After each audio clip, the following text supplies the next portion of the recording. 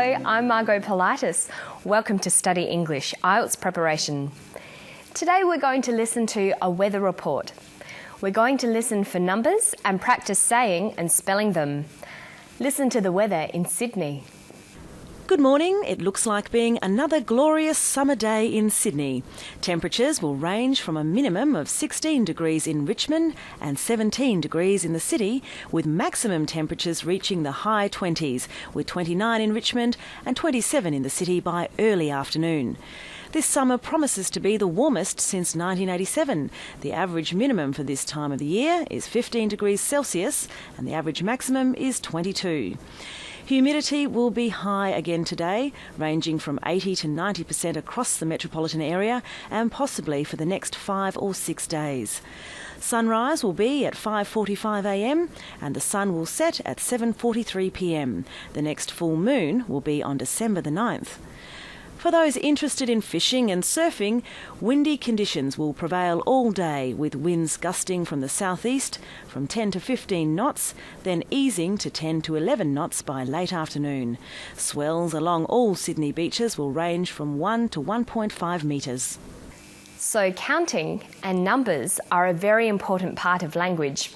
You need them to talk about how much things cost, what you earn, telephone numbers, visa cards, passports, addresses and dates.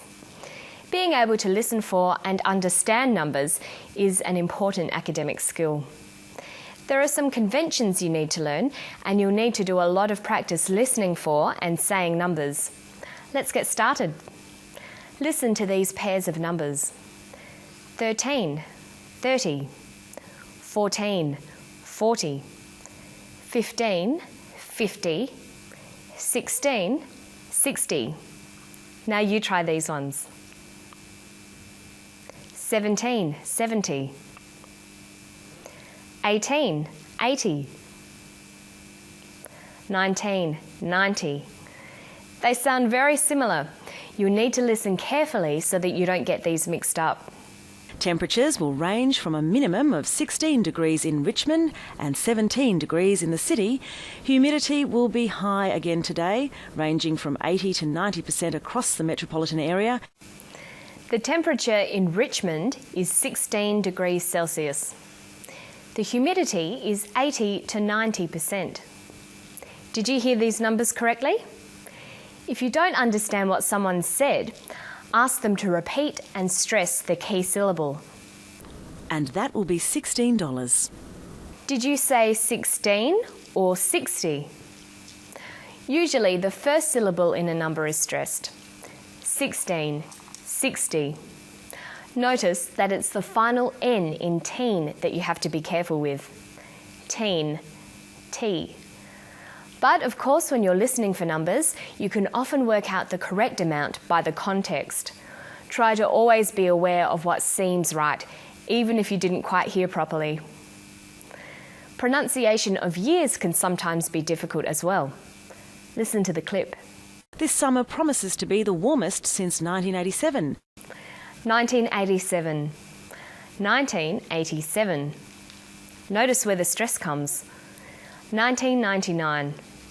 Let's practice some more. 2001, 1932, 2040, or perhaps this will be read as 2040. I guess we'll have to wait and see. Notice 40 is spelt F-O-R-T-Y, not like 4 and 14. Okay, now let's look at temperatures. Temperatures will range from a minimum of 16 degrees in Richmond and 17 degrees in the city. Temperatures will range from 16 degrees Celsius. We write that as 16 degrees Celsius with a capital C. If it was in Fahrenheit, we'd write 16 degrees Fahrenheit with a capital F. But in Australia, we use Celsius. So when giving a temperature range, it's written 16 to 17 degrees Celsius or 16 to 17 degrees Celsius. These are both read out the same way. Notice that the 2 is unstressed. 16 to 17 degrees Celsius. Now we're going to listen to a different weather report. Look at it written and see if you can work out what should be written in the blanks. Here is the weather report for Sydney today, Tuesday the 14th of November. The sun will rise at 5:15 and set at 6:45. The minimum temperature for metropolitan Sydney will be 13, rising to a maximum of 30 degrees Celsius. Humidity today promises to be high at 70 to 80%. Okay, let's have a look at that. The weather report for Sydney today, Tuesday the 14th of November. She said Tuesday the 14th of November. The sun will rise at 5:15 and set at 6:45. The minimum temperature for metropolitan Sydney will be 13, rising to a maximum of 30 degrees Celsius. Humidity today promises to be high, 70 to 80%. How did you go with that?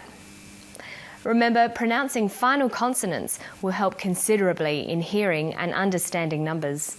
This is very important so that listeners understand what you say. Listen to the pronunciation of numbers here. Humidity will be high again today, ranging from 80 to 90% across the metropolitan area and possibly for the next 5 or 6 days. She says 5 or 6 days. By linking final consonants with the first vowels of the following word, your speech will sound more natural. We say 5 or 6, 7 and 8, 9 or 10. Okay, now let's listen for some times. Sunrise will be at 5:45 a.m.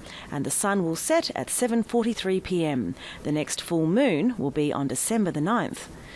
She says sunrise will be at 5:45 a.m. Sunset will be at 7:43 p.m. Notice the way we say the time. We say the hour and then the minutes as a whole number. And we add AM for morning, PM for afternoon.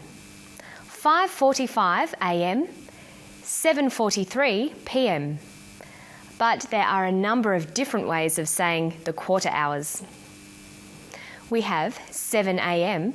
or 7 o'clock, 7:15 or 7:15, 7:45 or 7:45, 7:30, 7:30. Now let's listen to some more of the weather report.